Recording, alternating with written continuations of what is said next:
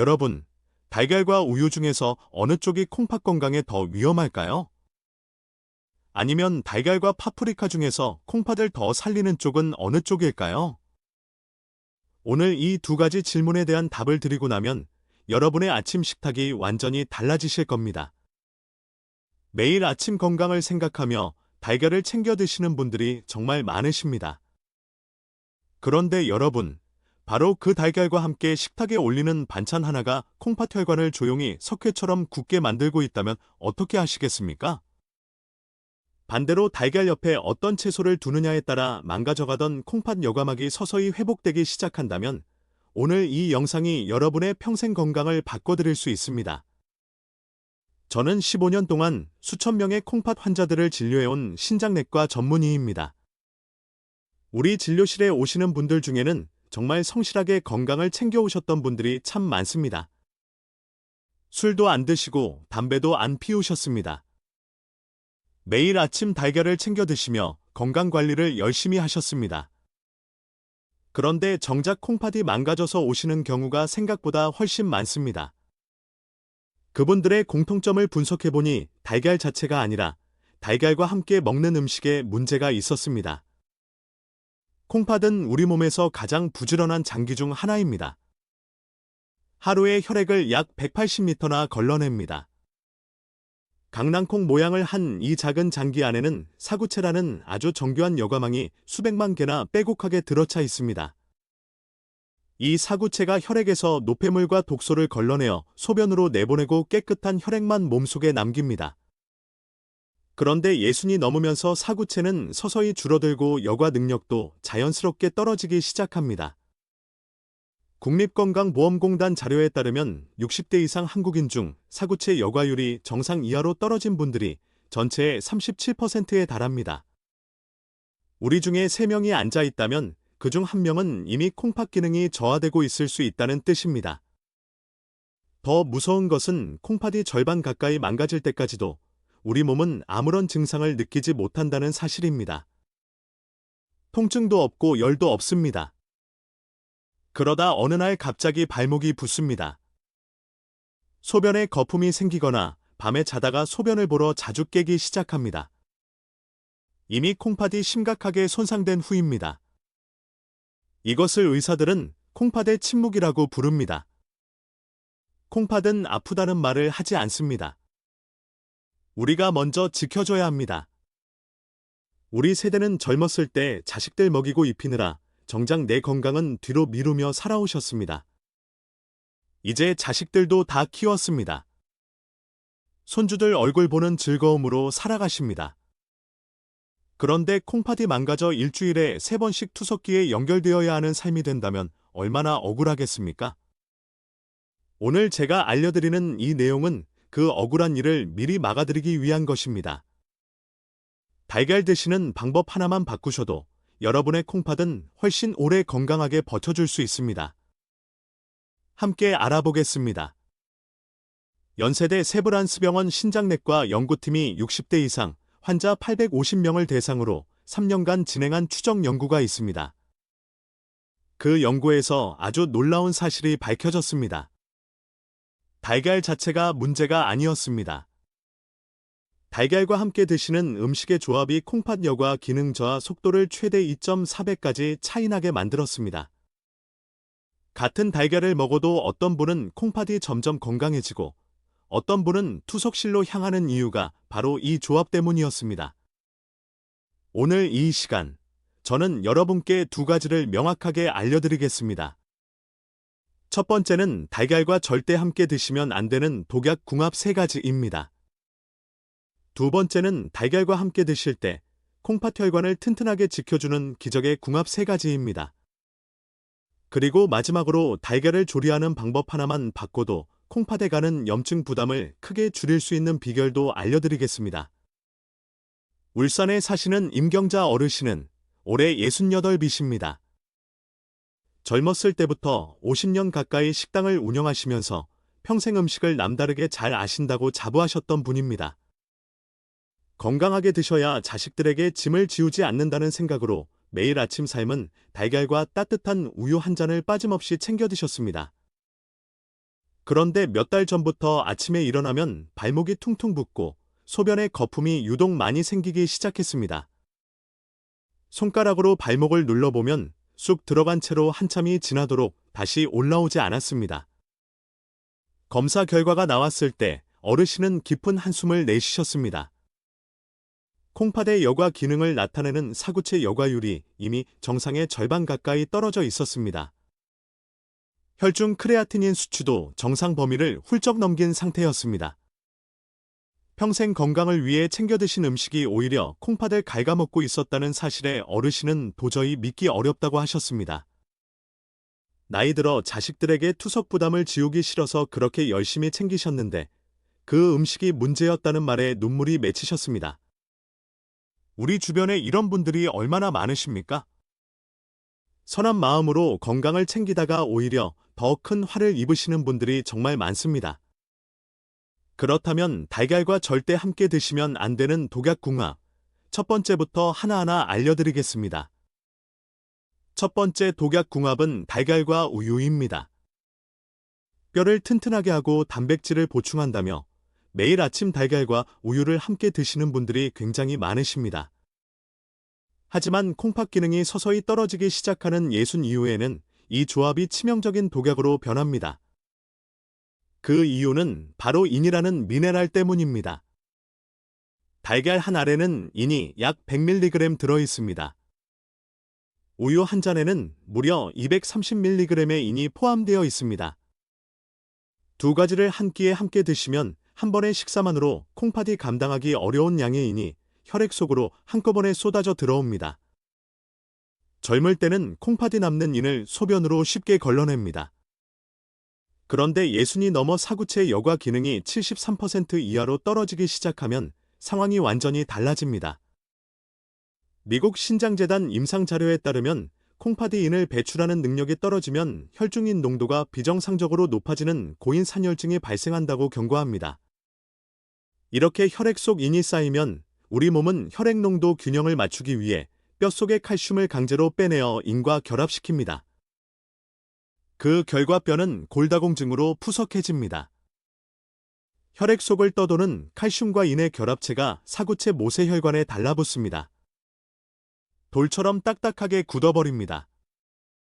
이것이 바로 혈관 석회화입니다. 연세대 세브란스병원 신장내과 연구 결과가 있습니다. 달걀과 우유를 매일 함께 섭취하는 60대 이상 환자군을 추적했습니다. 사구체 석회화 진행 속도가 그렇지 않은 군에 비해 2.1배 빠르게 나타났습니다. 뼈를 튼튼하게 하려고 마신 우유가 오히려 뼈를 부러뜨리고 콩팥을 돌로 만드는 역설적인 결과를 초래하는 것입니다. 임경자 어르신의 경우도 바로 이 달걀과 우유 조합이 콩팥을 조용히 망가뜨린 주범이었습니다. 우유 대신 따뜻한 물 한 잔으로 바꾸는 것만으로도 하루에 콩팥이 처리해야 할 인의 양을 절반 이하로 줄일 수 있습니다. 두 번째 독약궁합은 달걀과 간장 혹은 짭짤한 소금입니다. 달걀의 퍽퍽한 식감이 싫어서 간장을 듬뿍 찍어 드시거나 맛소금을 뿌려 드시는 분들이 많으십니다. 그런데 콩팥이 약해진 상태에서 고단백질 식품과 고농도 나트륨을 함께 섭취하는 것은 사구체 혈관의 가혹한 폭력과 다름없습니다. 세계보건기구 공식 자료에 따르면 하루 5g 이상의 과도한 나트륨 섭취는 콩팥 사구체의 섬유화를 크게 앞당긴다고 경고합니다. 우리 콩팥의 사구체는 아주 섬세한 삼투압 시스템으로 혈액을 여과합니다. 그런데 나트륨이 과도하게 들어오면 혈관 밖의 수분을 피 속으로 끌어당겨 콩팥 내부의 혈압이 급상승합니다. 마치 수압이 너무 강해 터지기 직전인 낡은 고무호스처럼 팽팽해진 사구체 모세혈관은 결국 미세하게 찢어지고 그 틈새로 소중한 단백질이 소변으로 새어나옵니다. 소변에 거품이 많이 생기는 이유가 바로 이것입니다. 짭짤한 달걀 한 알이 콩팥의 섬세한 여과망을 찢어버리는 압력 폭탄 역할을 하는 것입니다. 세 번째 독약궁합은 달걀과 진한 녹차 혹은 보리차입니다. 식사 후 기름기를 씻어내고 소화를 돕는다며 뜨거운 차를 마시는 것이 건강에 좋다고 알고 계신 분들이 많으십니다. 하지만 달걀을 드신 직후 진한 차를 마시는 것은 콩팥을 서서히 질식하게 만드는 실수입니다. 찻잎의 떫은 맛을 내는 탄닌 성분이 위장에서 달걀의 단백질과 강력하게 결합하여 소화가 전혀 되지 않는 단단한 덩어리를 만들어냅니다. 이 덩어리가 장의 연동 운동을 방해하여 심각한 변비를 유발합니다. 변비로 대장에 쌓인 부패 물질들은 시간이 지나면서 장점막을 통해 혈액 속으로 역류합니다. 이렇게 역류한 독소들은 전부 콩팥으로 밀려들어 이미 힘겨운 사구체에 2중 3중의 부담을 줍니다. 서울 아산병원 소화기내과 연구에 따르면 달걀 섭취 직후 진한 차를 마신 그룹에서 장내 독소의 혈중 유입률이 그렇지 않은 그룹보다 38% 높게 나타났습니다. 아직도 달걀 드신 뒤에 차를 즐겨 마시신다면 오늘부터 반드시 바꾸셔야 합니다. 임경자 어르신 이야기로 다시 돌아가 보겠습니다. 검사 결과를 받아보시고 어르신이 처음 하신 말씀이 기억납니다. 선생님, 저는 정말 열심히 챙겨 먹었는데 왜 이렇게 됐냐고 하셨습니다. 50년 가까이 식당을 운영하시면서 음식은 누구보다 잘 아신다고 자부하셨던 분이 이런 말씀을 하실 때 의사로서 저도 마음이 무거웠습니다. 아는 것 같아도 모르는 것이 있고 좋다고 알려진 음식이 내 몸 상태에 따라서는 독이 될 수 있습니다. 여러분 주변에도 혹시 이런 분들 계십니까? 밤마다 화장실에 자주 가신다는 분, 아침에 일어나면 얼굴이 부어 있다는 분, 소변이 유독 탁하고 거품이 많다는 분, 이유 없이 몸이 무겁고 피곤하다는 분. 이런 증상들은 모두 콩팥이 힘들다는 신호일 수 있습니다. 만약 가까운 가족 중에 이런 분이 계시다면 오늘 이 영상을 꼭 보여주시기 바랍니다. 아는 것이 힘이고 아는 것이 콩팥을 살립니다. 임경자 어르신의 경우 달걀과 우유 외에도 2가지 더 문제가 있었습니다. 매 끼니마다 짭짤하게 간을 맞춰 드셨고 식사 후에는 반드시 진한 보리차를 한 잔 마시셨습니다. 50년 넘게 식당을 하시면서 입맛이 다른 분들보다 훨씬 자극적인 쪽으로 맞춰져 있었습니다. 거기에 식사 후 차 한 잔은 평생의 습관이었습니다. 이 2가지가 달걀과 우유 조합과 더해져서 콩팥에 3중 4중의 타격을 가하고 있었던 것입니다. 이제 달걀과 절대 함께 드시면 안 되는 독약 궁합 이야기로 넘어가겠습니다. 2번째와 3번째 궁합을 조금 더 자세히 알려드리겠습니다. 간장과 소금 이야기입니다. 우리 콩팥의 사구체는 삼투압이라는 섬세한 압력 균형으로 혈액을 걸러냅니다. 혈액 속 나트륨이 갑자기 많아지면 이 균형이 무너집니다. 혈관 밖에서 수분이 피 속으로 급하게 끌려 들어오면서 사구체 내부 혈압이 순식간에 치솟습니다. 낡은 수도관의 물 압력을 갑자기 강하게 올리면 관이 터지듯이 사구체 모세혈관이 그 압력을 버티지 못하고 미세하게 찢어집니다.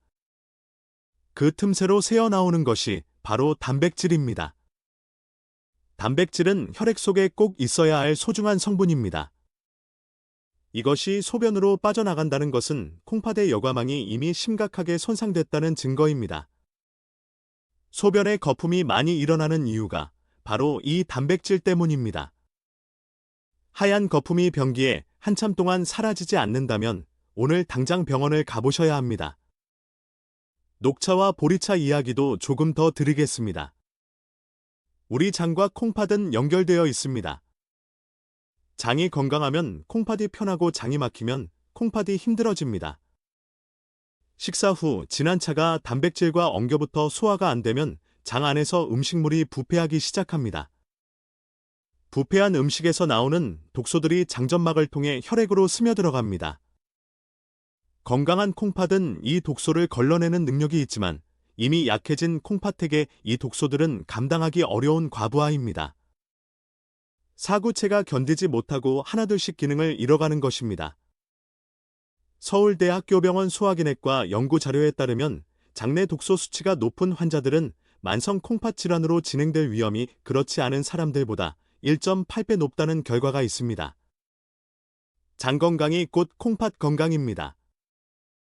달걀 드신 직후 차를 즐겨 마시는 습관이 있으시다면 오늘부터 반드시 따뜻한 물로 바꾸시기 바랍니다. 이것이 장을 살리고 콩팥을 살리는 작은 첫걸음입니다. 자, 이제 좋은 이야기를 들을 시간이 왔습니다. 두려워하지 마십시오. 방법이 있습니다.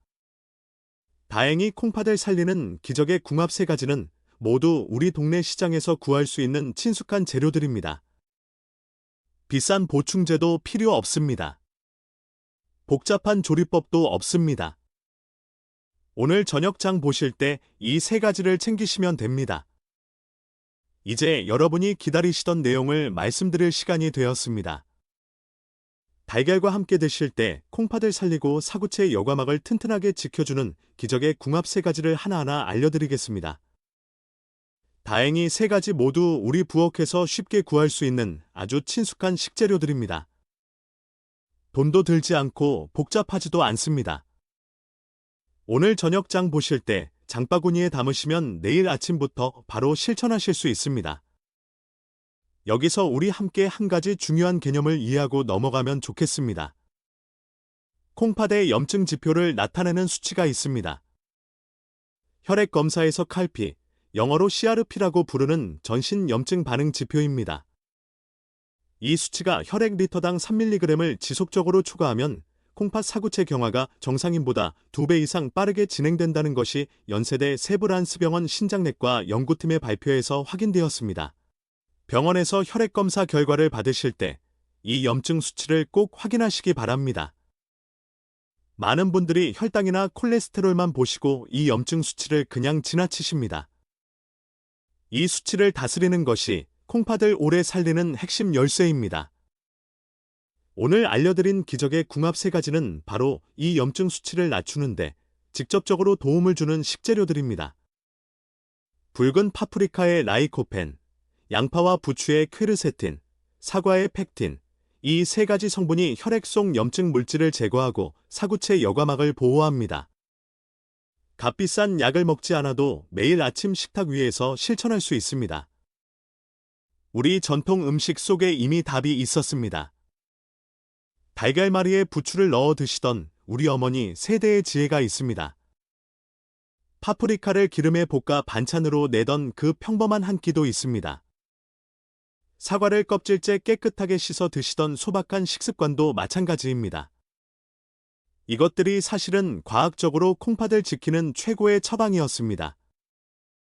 우리 세대가 어렵게 살아오면서도 이렇게 건강한 음식 문화를 지켜왔다는 것이 정말 자랑스럽습니다. 이제 그 지혜 위에 오늘 알려드린 의학적 근거를 더하시면 됩니다. 여러분이 오늘 배우신 내용을 실천하시면 어떤 변화가 생길까요? 먼저 혈중 염증 수치가 서서히 안정되기 시작합니다. 그 다음 소변의 거품이 점차 줄어듭니다. 아침에 일어났을 때 발목의 부기가 가벼워집니다. 밤에 화장실 가는 횟수도 줄어들 수 있습니다. 물론 이미 진행된 콩팥 손상이 하루아침에 원래대로 돌아오지는 않습니다. 하지만 지금부터 올바른 식습관을 시작하면 더 이상 악화되지 않도록 막을 수 있습니다. 남아있는 사구체들이 더 이상 다치지 않도록 보호할 수 있습니다. 그것만으로도 충분히 가치 있는 시작입니다. 임경자 어르신은 식단을 바꾸신 뒤 담당 의사로부터 기특하다는 말씀을 들으셨다고 합니다. 수치가 더 악화되지 않고 안정을 유지하고 있다는 이야기를 들으셨을 때 어르신이 참 많이 기뻐하셨습니다. 손주가 다음 달에 돌잔치인데 그 자리에 건강하게 갈 수 있을 것 같다며 웃으셨습니다. 우리도 손주들의 중요한 날에 건강하게 함께할 수 있도록 오늘부터 식탁을 바꿔보시기 바랍니다. 늦지 않았습니다. 지금 시작하시면 됩니다. 기적의 궁합 첫 번째는 달걀과 붉은 파프리카입니다. 콩팥이 약해지기 시작한 분들은 채소를 드실 때 칼륨이라는 성분 때문에 항상 걱정이 많으십니다. 칼륨이 많은 채소를 드시면 콩팥이 걸러내지 못해 혈중 칼륨이 쌓이고 심장 부정맥까지 이어질 수 있기 때문입니다. 그런데 붉은 파프리카는 콩팥이 약하신 분들에게도 안전하게 드실 수 있는 아주 귀한 채소입니다. 파프리카 100g당 칼륨 함량은 150mg 수준으로 일반 채소들이 300mg을 훌쩍 넘는 것에 비해 절반 이하입니다. 그러면서도 콩팥 혈관을 보호하는 강력한 항산화 성분은 어떤 채소보다 풍부합니다. 붉은 파프리카 특유의 선명한 붉은 빛은 라이코펜이라는 항산화 물질에서 나옵니다. 이 라이코펜은 혈액을 타고 온몸을 순환하며 사구체 모세혈관을 공격하는 활성산소와 염증 물질을 진공청소기처럼 흡수하여 제거합니다. 연세대 세브란스병원 신장내과 연구팀이 발표한 자료에 따르면 라이코펜을 꾸준히 섭취한 환자군에서 사구체 여과막이 찢어져 단백질이 소변으로 새어나가는 단백뇨 수치가 유의미하게 감소했습니다. 여기서 중요한 점이 있습니다. 라이코펜은 기름에 잘 녹는 지용성 성분입니다. 달걀 노른자 속 천연 지방 성분과 위장에서 만나면 혈액으로 흡수되는 비율이 혼자 먹을 때보다 5배 이상 높아집니다. 조리 방법도 아주 간단합니다. 올리브유를 살짝 두른 프라이팬에 잘게 썬 붉은 파프리카를 먼저 볶아서 라이코펜을 충분히 우려낸 뒤 달걀을 풀어 스크램블로 만들어 드십시오. 소금이나 간장을 넣지 않아도 파프리카의 달콤한 향이 달걀의 퍽퍽함을 감싸 아주 맛있습니다. 달걀에 단백질이 찢어진 사구체 여과막을 보수하는 벽돌이라면 파프리카의 라이코펜은 그 벽돌을 염증으로부터 지켜주는 철갑 코팅제입니다. 기적의 궁합 두 번째는 달걀과 양파 또는 부추입니다. 우리 식탁에서 가장 흔한 재료인 양파와 부추가 콩팥 혈관을 지키는 놀라운 의학적 기능을 한다는 사실을 아시는 분이 많지 않으십니다. 고혈압은 당뇨와 함께 콩팥을 가장 빠르게 망가뜨리는 두 가지 원인입니다. 혈압이 높아지면 사구체의 얇고 예민한 모세혈관이 강한 압력을 견디지 못하고 터지기 시작합니다. 우리 몸은 이것을 막으려고 혈관벽을 두껍게 만들지만 그 과정에서 혈관이 딱딱하게 굳는 경화증이 발생합니다. 그런데 양파와 부추에 아주 풍부하게 들어있는 퀘르세틴이라는 항산화 성분은 굳어가는 콩팥 혈관을 부드럽게 풀어주는 천연 혈관 확장제 역할을 합니다. 퀘르세틴은 혈관 안쪽 벽에 직접 작용하여 산화질소 분비를 촉진시킵니다. 산화질소가 나오면 좁아지고 경직된 핏줄이 부드럽게 넓어지면서 콩팥 내부의 높은 혈압이 자연스럽게 떨어집니다. 핏줄이 넓어지고 혈압이 안정되면 수백만 개의 사구체가 비로소 압박에서 벗어나 본연의 여과 기능을 제대로 발휘하게 됩니다. 더욱 놀라운 것은 달걀과의 궁합입니다. 퀘르세틴은 기름에 가까운 지용성 성질을 가지고 있어서 달걀 노른자의 천연 지방과 위장에서 만나면 혈액으로 흡수되는 비율이 훨씬 높아집니다. 잘게 다진 양파나 부추를 달걀물에 섞어 달걀말이나 스크램블을 만드는 것은 우리 어머니 세대부터 내려온 아주 흔한 요리입니다. 그런데 그 평범한 아침 밥상이 사실은 콩팥 혈관을 넓히고 사구체 압력을 낮추는 과학적인 처방이었던 것입니다. 삼성서울병원 심혈관 연구팀이 발표한 자료에 따르면 퀘르세틴을 꾸준히 섭취한 고혈압 환자군에서 신장 내 혈압 수치가 평균 12% 감소하는 결과가 확인되었습니다. 기적의 궁합 세 번째는 달걀과 사과입니다. 과일을 드실 때 칼륨 때문에 항상 조심하셔야 하는 어르신들께 사과는 정말 귀한 선물입니다. 바나나나 멜론 같은 다른 과일들에 비해 칼륨 함량이 현저히 낮으면서도 펙틴이라는 수용성 식이섬유가 아주 풍부합니다. 이 펙틴이 달걀과 만났을 때 콩팥을 위해 아주 특별한 일을 해줍니다. 식사 후 소화가 진행되면서 장 안에는 인돌이나 크레졸 같은 맹독성 대사산물들이 만들어집니다. 콩팥 기능이 약해진 분들에게 이 독소들은 혈액으로 흡수되면 사구체를 직접 파괴하는 아주 위험한 물질입니다. 그런데 사과의 펙틴 성분은 장 속에서 수분을 머금습니다. 끈끈한 겔 형태로 부풀어 오르며 독소들을 강력하게 달라붙입니다. 혈액으로 흡수되기 전에 대변으로 배출시킵니다. 콩팥이 2중 3중의 독소를 처리하느라 혹사당하지 않도록 장에서 미리 독소를 차단해주는 것입니다. 마치 정수기 앞에 설치된 거름망이 큰 이물질을 먼저 걸러주어 정수기 필터의 부담을 덜어주는 것과 같은 원리입니다. 고려대학교병원 신장내과 연구 결과를 말씀드리겠습니다. 수용성 식이섬유를 꾸준히 섭취한 초기 만성 콩팥병 환자들을 추적했습니다. 장내 독소가 혈액으로 유입되는 비율이 크게 줄어들었습니다. 사구체 여과율 감소 속도도 현저히 늦춰졌습니다. 달걀을 드실 때 껍질째 깨끗이 씻은 사과 반쪽을 얇게 썰어 곁들여 드시기 바랍니다. 사과의 상큼한 과즙이 달걀의 퍽퍽함을 촉촉하게 적셔주어 소화도 훨씬 편하게 도와줍니다. 이제 마지막 보너스 내용을 알려드리겠습니다. 좋은 궁합의 재료를 준비하셨어도 달걀을 조리하는 방법이 잘못되면 모든 노력이 물거품이 됩니다. 많은 분들이 아침에 시간이 없다는 이유로 기름을 넉넉하게 두른 프라이팬에 달걀을 센 불로 바싹 구워 드십니다. 그런데 의학적으로 볼 때 달걀을 150도를 넘는 뜨거운 기름에서 조리하면 콩팥에 치명적인 독성 물질을 스스로 만들어내는 것과 같습니다. 달걀 노른자의 콜레스테롤 성분은 그 자체로는 뇌신경세포를 보호하는 유익한 물질입니다. 그런데 이것이 고온의 기름과 동시에 만나는 순간 옥시스테롤이라는 산화물질로 완전히 변질됩니다. 이 옥시스테롤은 혈관 안쪽 벽을 긁어내고 파괴하여 강한 염증 반응을 일으키는 독성 물질입니다.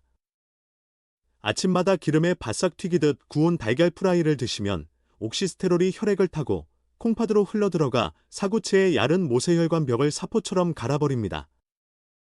이렇게 찢어진 사구체 여과망 사이로 소중한 단백질이 소변으로 새어나가는 것입니다. 그렇다면 달걀을 어떻게 조리해야 콩팥에 안전할까요? 답은 아주 간단합니다. 바로 8분의 법칙입니다. 물이 끓기 시작할 때 달걀을 넣고 정확히 8분간만 삶으십시오. 이렇게 하면 흰자는 단단하게 익고 노른자는 젤리처럼 촉촉한 반숙 상태가 됩니다. 농업 및 식품화학 분야 국제 연구 자료가 있습니다. 달걀을 끓는 물에서 조리하면 고운 기름과 달리 콜레스테롤이 옥시스테롤로 변질되는 과정을 완전히 차단할 수 있습니다. 또한 8분이라는 시간은 달걀 흰자의 단백질 구조가 우리 위장에서 소화 흡수되기 가장 이상적인 형태로 변하는 황금 시간입니다. 이렇게 조리한 반숙 달걀의 단백질 흡수율은 거의 99%에 달합니다. 프라이팬에 기름 불을 끄고 냄비에 맑은 물을 올리는 이 작은 변화 하나가 여러분의 콩팥을 지키는 가장 강력한 실천입니다. 자, 이제 오늘 알려드린 중요한 내용들을 함께 정리하겠습니다.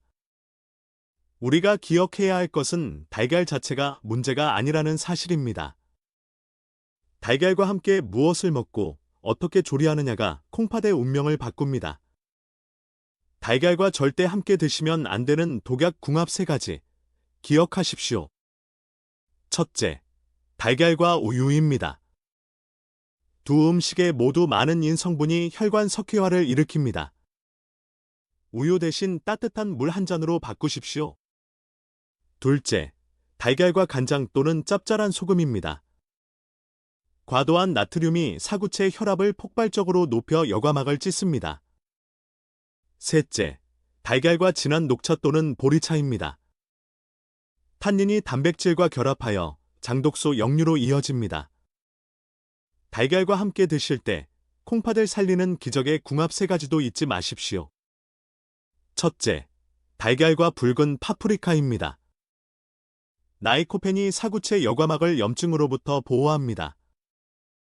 올리브유에 살짝 볶아 함께 드시면 흡수율이 5배 높아집니다. 둘째, 달걀과 양파 또는 부추입니다. 퀘르세틴이 굳어가는 콩팥 혈관을 넓혀 사구체 압력을 낮춥니다. 셋째, 달걀과 사과입니다. 펙틴이 장독소를 혈액으로 가기 전에 차단하여 콩팥 부담을 덜어줍니다. 껍질째 씻어 드십시오. 그리고 보너스 하나 더 기억하십시오. 달걀은 반드시 8분 법칙으로 삶아 드십시오. 기름에 튀기듯 굽는 것은 옥시스테롤이라는 독성 물질을 만들어냅니다. 우리 콩팥은 절반이 망가질 때까지도 아프다는 신호를 보내지 않습니다. 지금 소변에 거품이 많이 보이신다면 이미 사구체 여과막이 손상된 경고 신호일 수 있습니다. 지금 이 시간, 여러분의 아침 식탁이 달라지지 않으면 안 됩니다. 울산의 임경자 어르신은 식단을 바꾸신 지 석 달 만에 사구체 여과율 수치가 눈에 띄게 안정되기 시작했습니다. 어르신은 이제 매일 아침 붉은 파프리카를 올리브유에 볶은 뒤 달걀 스크램블을 만들고 껍질째 씻은 사과 반쪽을 곁들이십니다. 우유 한 잔을 따뜻한 물 한 잔으로 바꾸셨습니다. 간장은 식탁에서 치우셨습니다. 어르신은 이렇게 말씀하셨습니다. 평생 음식을 다루는 일을 해왔는데 이런 걸 몰랐다는 게 억울하지만 지금이라도 알았으니 다행이라고요. 자식들에게 투섭 부담 주기 싫다고 하셨던 그 마음이 이제 올바른 방향으로 이어지고 있는 것입니다. 우리도 할 수 있습니다. 이 소중한 정보가 여러분과 주변의 소중한 분들께 도움이 되셨다면 영상 아래 좋아요 한번 눌러주시기 바랍니다. 여러분이 눌러주시는 좋아요 하나가 더 많은 분들께 이 정보를 전달하는 힘이 됩니다. 콩팥 건강에 대해 더 궁금하신 점이 있으시면 댓글에 남겨주십시오. 오늘 말씀드린 모든 내용은 일반적인 건강 정보이며 개인의 건강 상태에 따른 구체적인 치료와 진단은 반드시 전문 병원을 방문하여 주치의와 상담하시기 바랍니다. 건강 지키시고 행복하세요.